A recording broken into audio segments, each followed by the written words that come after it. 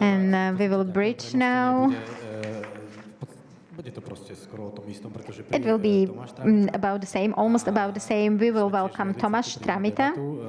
We spoke and we will talk about the future for municipalities or waste to X technology.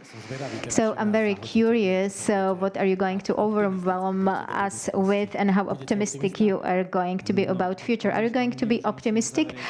Well, after today, I need to conclude this presentation with optimistic visions and manuals. Do you have solutions? If you have solutions, we are looking forward to listening.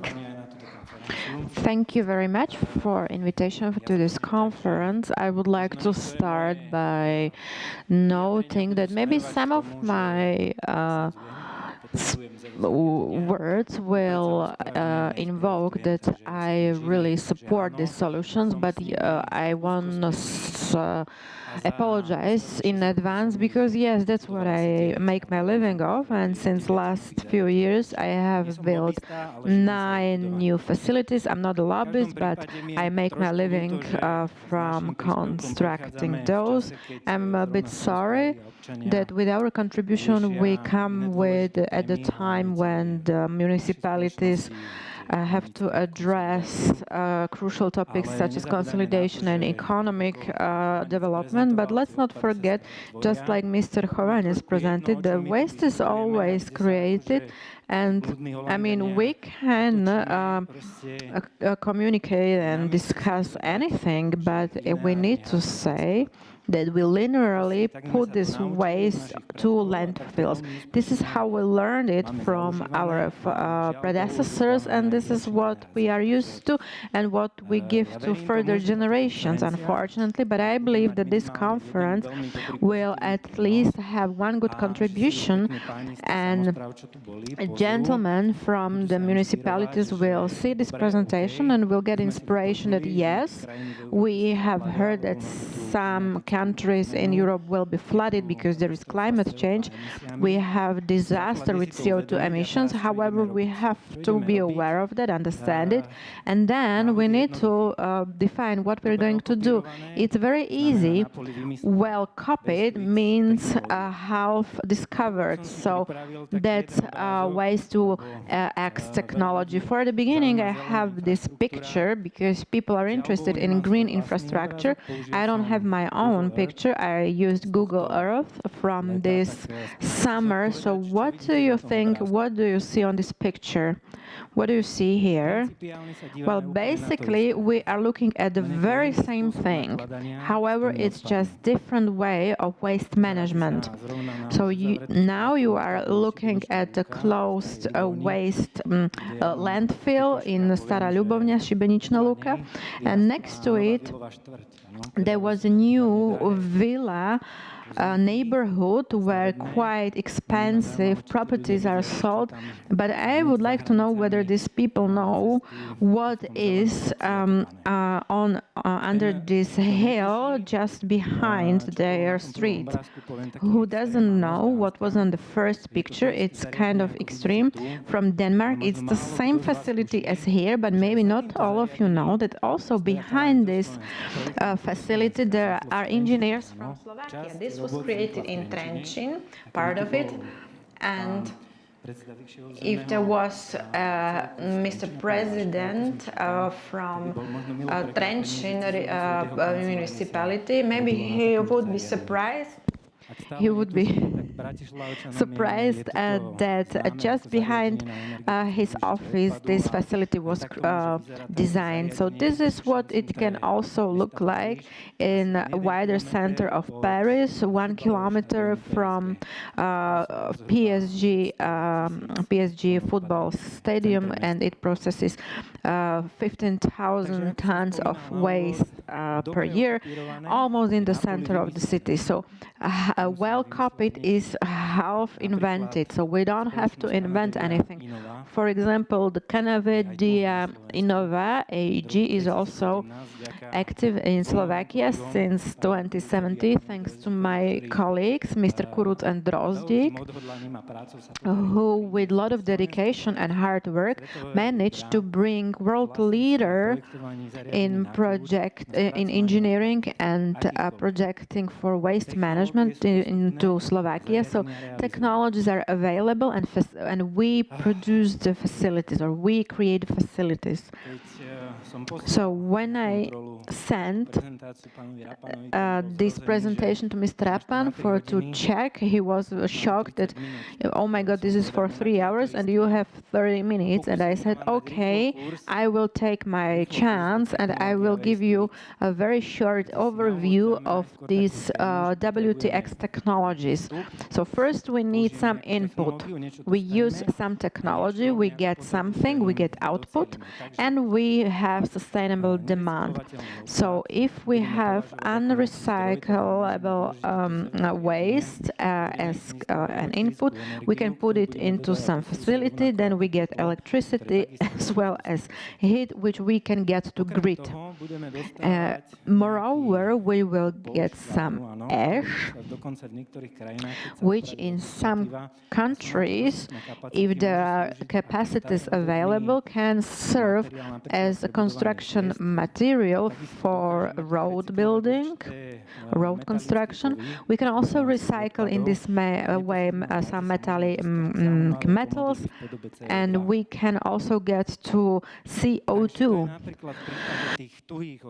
This is the case of solid waste, but those can be also biodegradable.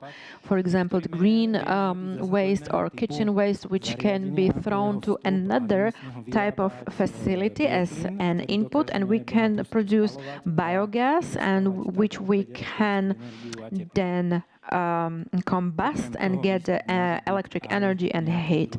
Then the output can be in the form of some fertilizers, either solid or liquid. Then we have the fermentation, where we have the facility which can also produce biogas, but with further facility, additional facility, we can clean it, and we can produce methane of higher concentration, by which we can substitute bio-natural gas, which can be an alternative to natural gas. Also, we can press it, and we can create and liquidify it, and we can create alternative to some fuels and distribute these fuels, for example, for transportation, where we have the possibility of decarbonization of the public transport and the public sector. So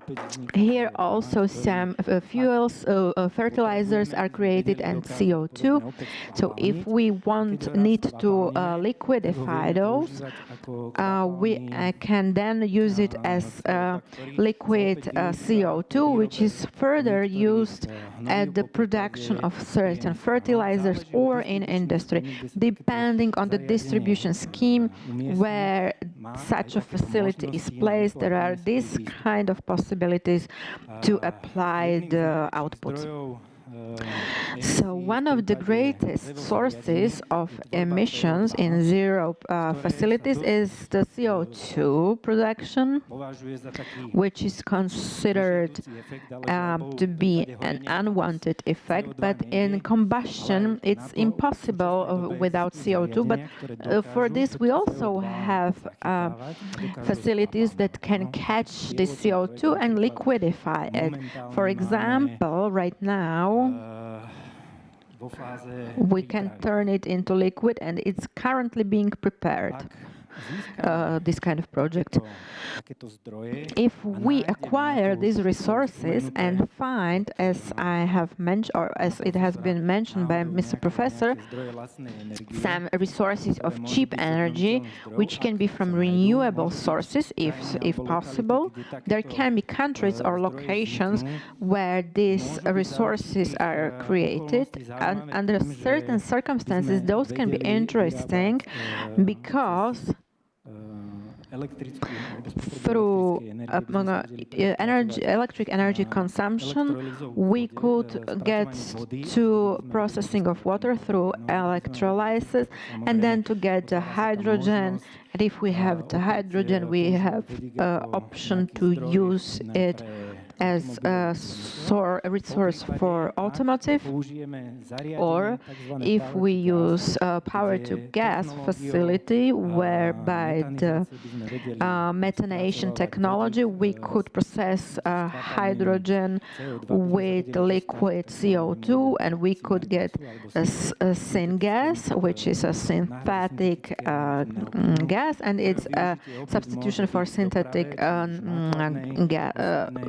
gas, and you can use this in a passenger transport or in other types of transportations. And some visionaries think that those can be some sustainable fuels for the aviation.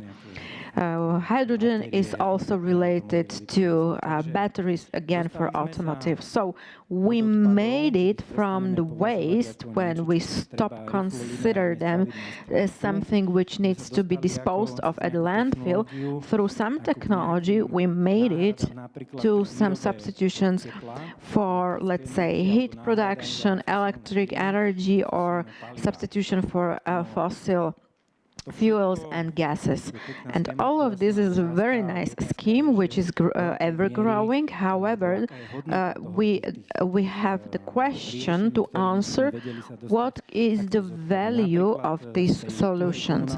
For example, in this solid municipal part, we could get approximately 600 kilowatt hours and 2 hours of heat. If we took it from the biomass, we have 200 kilowatt hours and half megawatt hours of heat. So if we transform it to euro, we get to these numbers for 1 ton of waste. If we took our smallest factory, which was in Liberec, that processes 96,000 tons of waste per year, for this they could get around 15 million and produce electric energy on the level of 13,000 megawatt hour for 3,000 households for 1.6 million, and it produces 19 megawatt hour for 13,000 households, 15 million euro. Also, there are 1,800 ton of iron, and the value of this ash, I don't know the figures, if it's used for some resource at, let's say, highway construction, so I don't have this data. Another example, we have 83,000 tons of the biodegradable waste in one of our Swedish facilities, where they produce more than 12 million quadrat meters of the fuel, of the energy, of biomethane, which they used for millions of liters of diesel, from which they fully distribute their public transportation. So this could be the inspiration from Sweden, where some models were created how to get to the fuels instead of the fossil fuels or or from the fossil fuels. Then there are 6,500 tons of the compostable fertilizer, 1,400 liters or tons of liquid fertilizer also. Those are like additional byproducts coming from the facility, and as I mentioned, at catching this CO2 right now, the biggest facility for catching CO2 is planned. It's a Protos project, and they are planning 370,000 tons per year. And this project is also being created in our offices, for just like the projects from Switzerland, power to gas at 2.5 megawatt, which is the biggest facility in the world. Those biggest facilities, it's something that our mother company likes to focus on. Therefore, I would like to boast that we were at the creation of the biggest facility in Dubai, which is 2 million tons of waste per year, which is the same amount as we landfill in Slovakia. And this facility can produce around 240 cubic meters of the syngas. So you see how huge this scheme is and how many possibilities there are with the waste. So there is enough inspirations. There are enough inspirations. So these are our last projects. You see that in England there is a high demand, and within the last few years we had there the highest amount of projects. So if you need to get inspiration, we are here, and we can also get inspiration from the last projects. But for us Slovaks, it is quite typical to compare, because only then we start to understand where we are. Because if we are better, we like to boast, and if we are worse, we rather want to mishear it. And as I lived in Scotland for a certain time, I decided to compare Slovakia to Scotland and what it looks like if these facilities are used, because those are in similar countries from the population and also area. They have a slightly bigger GDP, the same population, and they are slightly bigger in the territory. So we also have a similar history, and therefore Scotland is a nice example of comparison to get to know where we are. So where is Scotland in their waste industry? At the level of £7.5 billion per year, and they employ 85,000 people, and it produces 4% of GDP. And where is Slovakia? If somebody knows, please give me the data, because I haven't found any. So thank you, Mr. Chovanec. You had a very nice presentation about waste before me. So the Scots are almost as bad as we are. They create a lot of waste, and from all the waste they create, they are on the level of almost 10 million. And I would like to only take two elements which I would like to compare, and that's the household waste and also the waste from separation of waste. And it's interesting because how from sorting residues of waste we can have another waste. However, unfortunately, some types of waste are so unclean that nobody would take them, and what can you do? It remains waste. So if I take those two elements, those are the most important ones because they end up in landfills, but also they are energetically assessed. So I think the landfill and the energy assessing are the same, but if we have Slovakia in absolute percentage, we are a bit better in landfilling, but we are definitely not better in energetic assessment. So I will just go through the creation of waste. Let's take the period of 2010 to 2023, and you will see that I'm an old school and I use Word 2002, therefore I like the old graphics because it's efficient to me. But what I want to say is that it's simple because we create approximately 1/5 of municipality waste of all waste. So that's what we have in common. It's more than 2 million or 2.25 million. So before we had better figures, or maybe we just registered it incorrectly. But what is interesting that Scots are decreasing their waste production.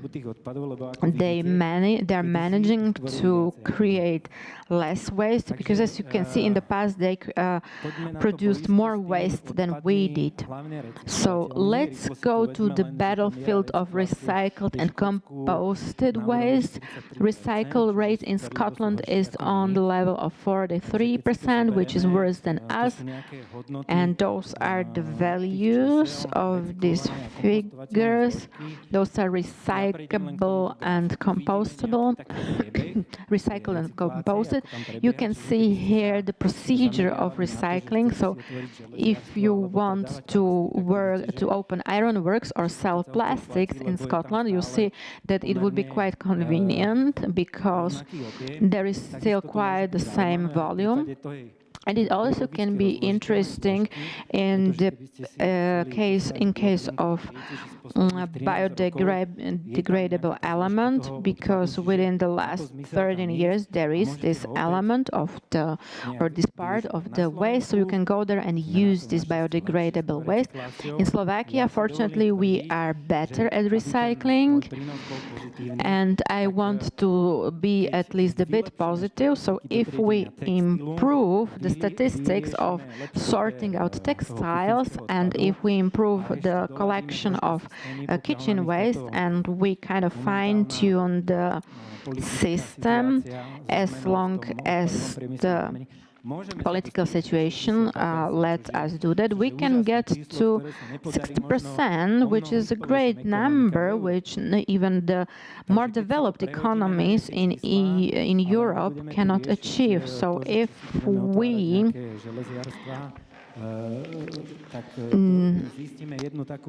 we don't consider the question of opening ironworks, we discover one thing, that the rate of recycling is very much influenced by the good accessibility of the recycling facilities. We have Niemczova plant, which is on a high level of recycling of glass, therefore we can import it. So we have good recycling mechanisms set. However, what could be improved is that Slovakia and Scotland, we have some biogas stations where we process some biocompostable waste. However, neither in Scotland nor in Slovakia You see, we have in Scotland there are more than 80, and in Slovakia more than 100. We just combust this waste and do not change it into energy or heat. So, and this waste could serve at certain scenarios and schemes to decarbonization of transport. I have shown that this biogas, after cleaning, could be also used at the public transport, not only to combust for energy. So you could maybe supply 21 buses within the entire year. You can get inspiration in Sweden, where they have at least 3 municipalities where it works. The greatest issue they are facing, or challenge they are facing, is the transportation of this fuel for longer distances. I also have here some charts where I just want to say that there is a comparative study saying about diesel bus and other fuels bus. You can see that the diesel and biomethane bus, there is not such big difference in procurement or operation, but there are huge differences, especially in the emissions production. In the below, you can see the comparison of the fuel consumption between the diesel and biomethane. So, under certain conditions, we can drive our buses on the potato skins, so to say. So, we have the UK net zero strategy that says that they would like to reduce the greenhouse gas emissions by 100% compared to 1990 by 2025, because they discovered that 60% of waste comes especially from from landfills, and therefore they put most of this waste somewhere else. And where, I will tell you in the next chart. You can see how the landfill rate is dropping there, and within the last 6 years, there was a big increase of WTA facilities from 39 to 52. Well, as I was leaving Scotland, I left in 2018, and when I was finishing my last project in Scotland, it was 2022. I can see the direct relation between the construction of the facilities for waste management and the decrease of landfilling. So I think that's where we can find inspiration. So I just show you this table. The green lands are the ones with the zero facilities, and the red ones are the ones with that are reliant on the landfills. You can see how the recycling is affected by zero facilities, and below you can see the comparison with landfilling. Where they do landfilling, they are red, and when they have zero waste facilities, they are green. So not only to show you just figures and charts, I would like to show you 3 projects directly in Scotland. Those are actual facilities that we built, so those are not just charts, but actual buildings, actual facilities. And as I have run out of my time, I will just sum up what I said, and that's we produce waste from in the landfills, and if we put this waste behind the fence, and those would be black landfills, forbidden landfills, and if we wanted to calculate how much it would cost to get rid of them, I can say that until 2035 we would put there approximately 25 million of cubic meters, which would cost us more than 12.5 million euro. And this is what this burden we are leaving to the next generation. So I will skip this, and the last message is that if we put here the radius of 50 kilometers of these ZIVO facilities, we discovered that we will have this map. Mr. Chovanec has shown this, and I will try to show these circles for entire Slovakia with the same ZIVO facilities. This is for each regional city, so this waste wouldn't end up in the landfills, but in this ZIVO facility, not in landfills, but in ZIVO facilities. So it would be prolonged from 50 kilometers to some longer distance, and this would be all from me because I have run out of my time. I hope I didn't just left you with negative feelings, but this map could be used as or serve as a guidance what can happen with waste if we put it out of landfill. I don't even know how to bridge it as a host, because you spoke about Scotland, and people say that Scots are very they like to save money, so I mean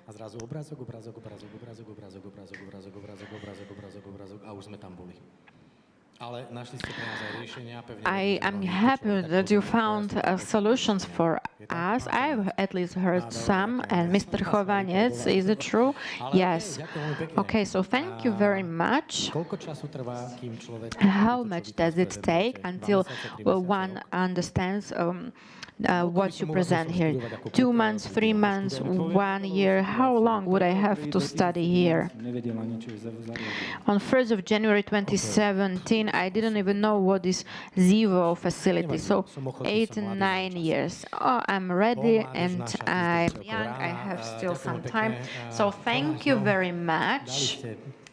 Tomáš, yes, that was another food for thought. We will think about it. Thank you for participating at this in this conference. We had a bit of delay. We have a bit of delay, so now we have a coffee break, and we have the last presenter. Then we have the ceremony of green roof competition, and then we have the raffle. Everybody's waiting for these prizes. I would also like one. And if we have time, we will also get some panel discussion. Depends whether we have time and questions, and if no, we will have some networking. So see you in 17 minutes. See you in 17 minutes.